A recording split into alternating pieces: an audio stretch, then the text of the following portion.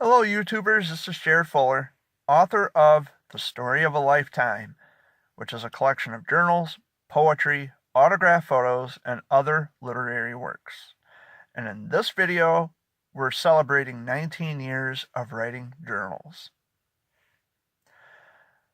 So, we'll rewind it back to November 16th of 1999. I was 13 years old. Had a really just an awkward day at school, right? And I come home from school that day, kind of hanging my head, and my mother had noticed, and she says, "Well, what's going on, son?" Kind of had an awkward day at school, not the greatest day. And she says, "Well, I bought you this little black book." Okay. And she says, "Write about your day. Write about it. Write out your feelings. Talk about the things that bother you. Write about it." Yeah, okay, whatever. I do enough boring writing in school. I write about things I don't really care about, things that don't interest me.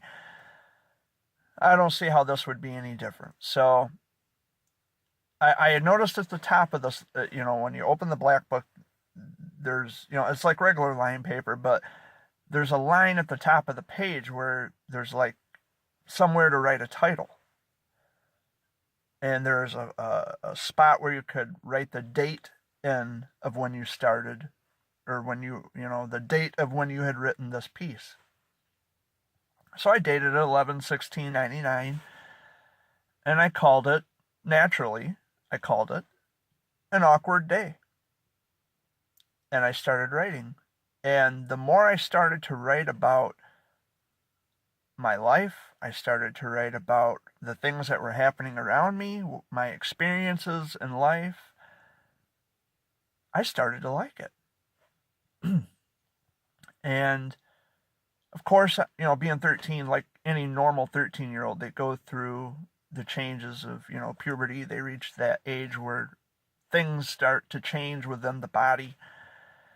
And of course, it was a very pivotal moment for me because, all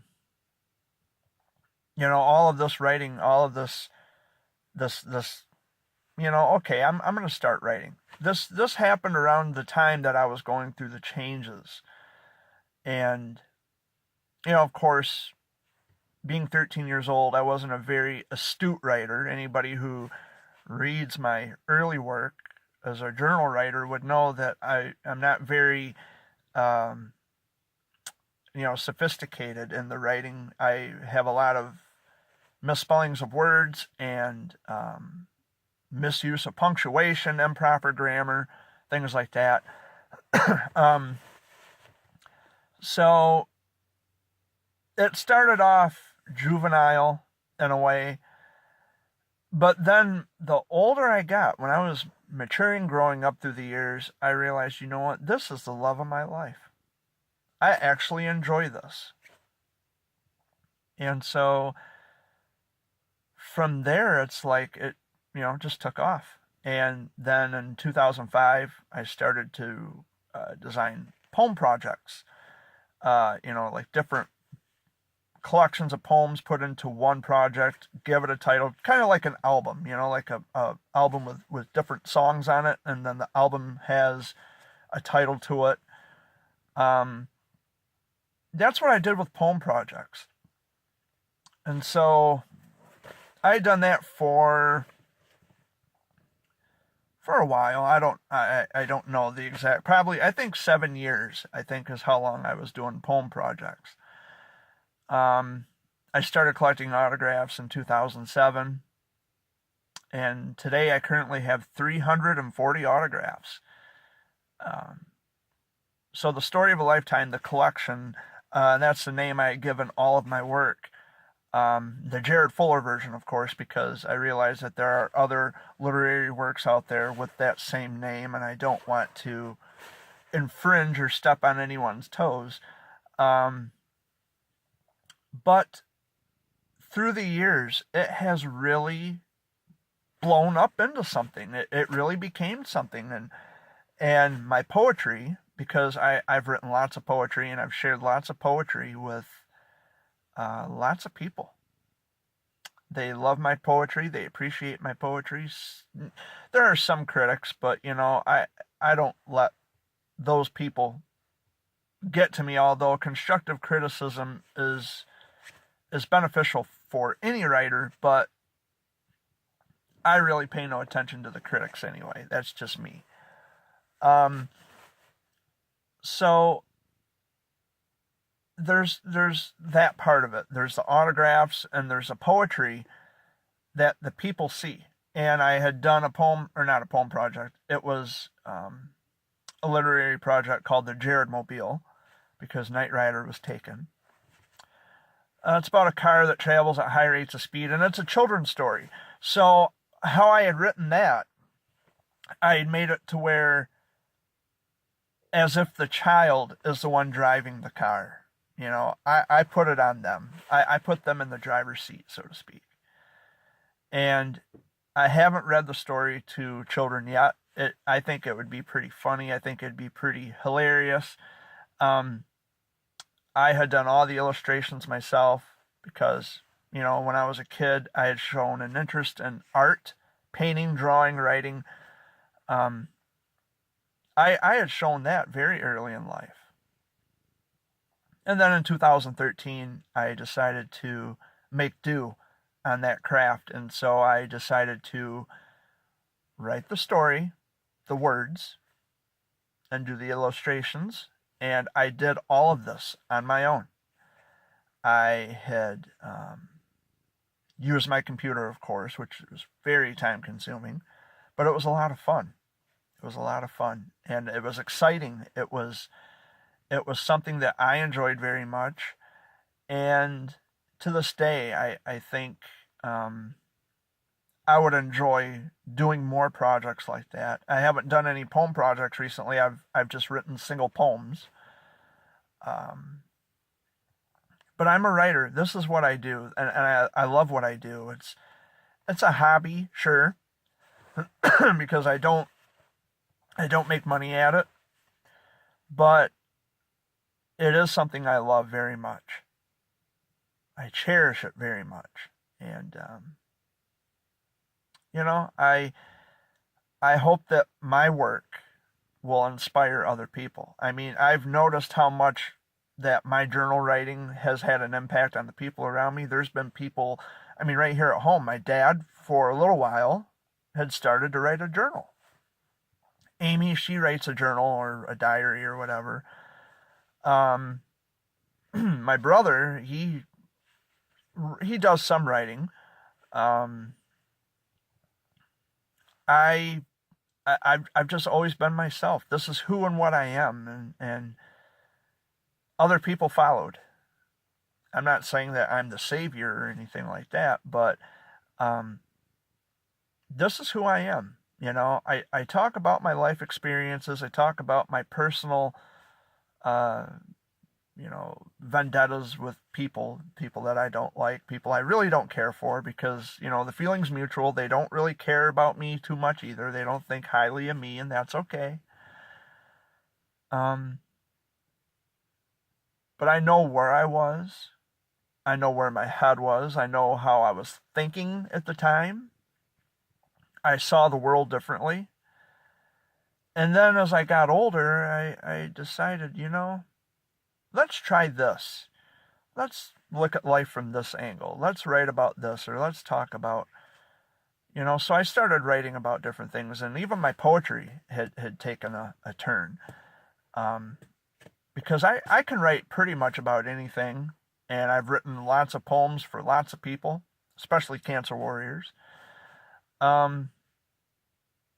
Writing has just been something that I love to do. In school, I hated it. I dreaded it.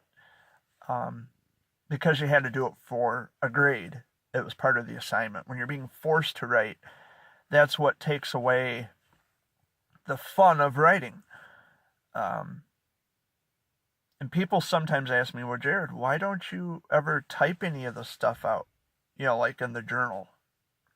Why don't you ever print your journals? Why don't you have any of your journals published?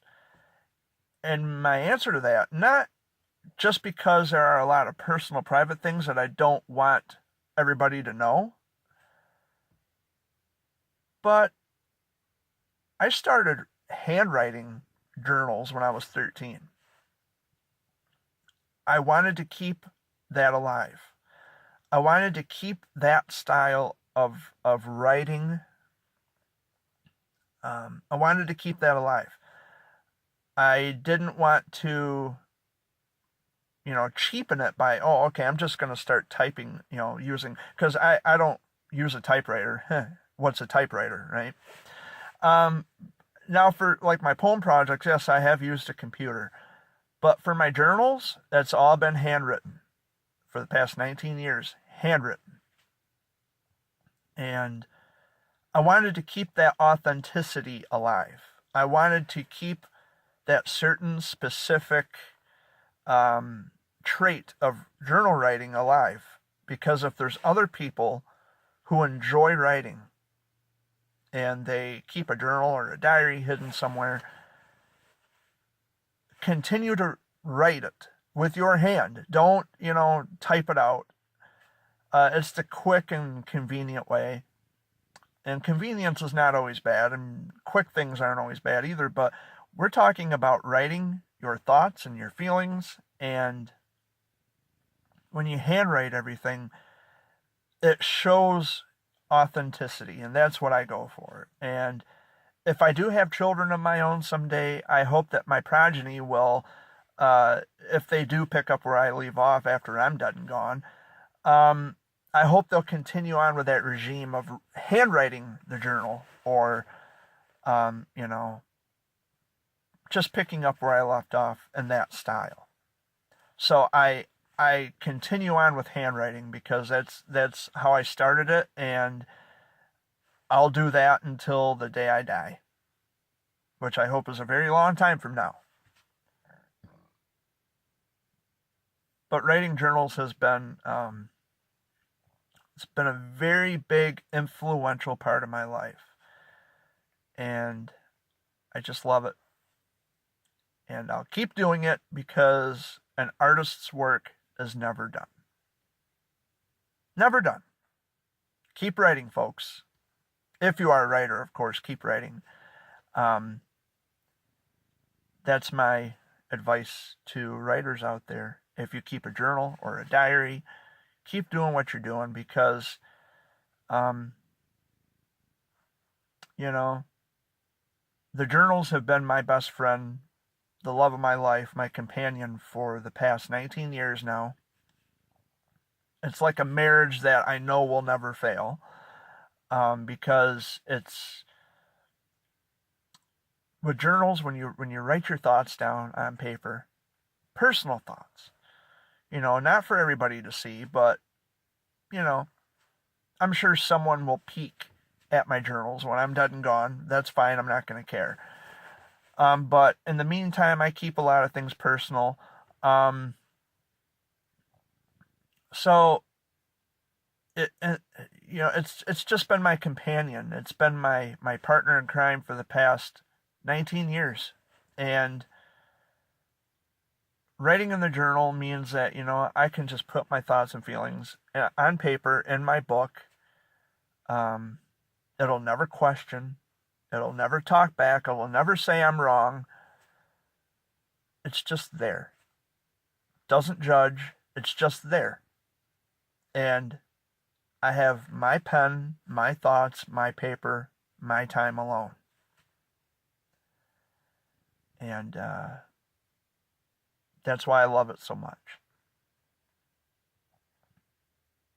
It'll never leave me. This is who I am. It's what I am. And I call it the story of a lifetime because when I'm dead and gone, my journals will still live on. And if the people who are curious want to read my journals, they're welcome to it. And they can look back on all of it and, yeah, I remember that. Or, wow, Jered was doing this? Interesting. So I lived a very dynamic lifestyle, and that's the legacy that I want to leave, is that, I've been through more than I really care to talk about, but it's on paper It's on record. And here I am. And here you are. So thanks for watching, and happy 19th anniversary, Story of a Lifetime. Here's to 19 more years.